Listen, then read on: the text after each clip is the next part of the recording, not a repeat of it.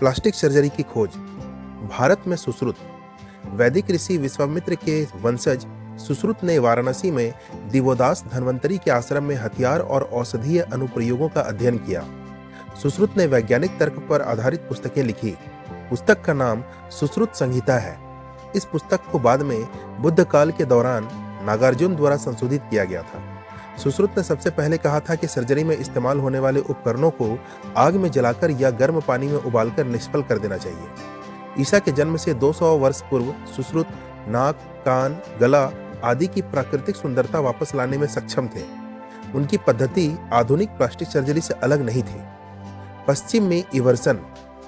आधुनिक चिकित्सा plastic surgery के आविष्कारक इवर्सन नामक एक सर्जन है। एक बार एक युवती उनके पास आई। उसका चेहरा दागों से भरा हुआ था। वह इस आशा से डॉक्टर इवर्सन के पास आई थी कि चेहरे के घाव ठीक हो जाएंगे, लेकिन अभी भी आधुनिक चिकित्सा विज्ञान त्वचा के घावों के नुकसान को हटाने का कोई तरीका नहीं खोज पाया था। डॉक्टर इवर्सन उस अज्ञात रास्ते को खोजने के लिए कूद पड़े। एक दिन इवर्सन सड़क पर टहल रहे थे। तभी उन्होंने एक रेड इंडियन को सड़क के किनारे बैठे लोगों को टैटू बनवाते देखा। जिज्ञासावश डॉक्टर उस मूलवासी के पास गए। एक कुलीन व्यक्ति को अपने सामने उपस्थित देखकर देशी को प्रोत्साहित किया गया और कहा गया, क्या आप टैटू बनवाएंगे?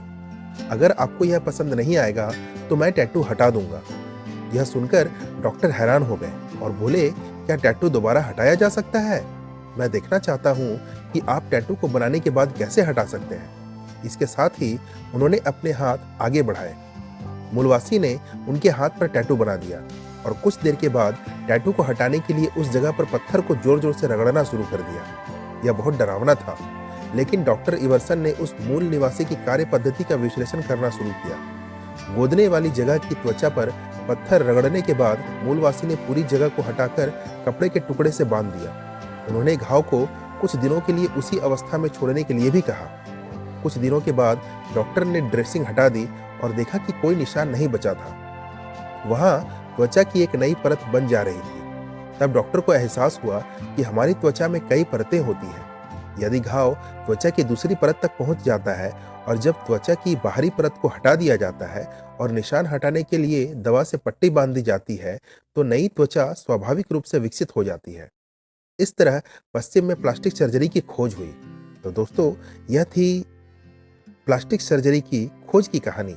विज्ञान के अन्य आविष्कारों के बारे में जानने के लिए और अच्छी से अच्छी हिंदी कहानियाँ सुनने के लिए बने रहे हमारे चैनल के साथ। अगर वीडियो पसंद आई हो तो इस वीडियो को लाइक करना और चैनल को सब्सक्राइब करना बिल्कुल ना भूलें।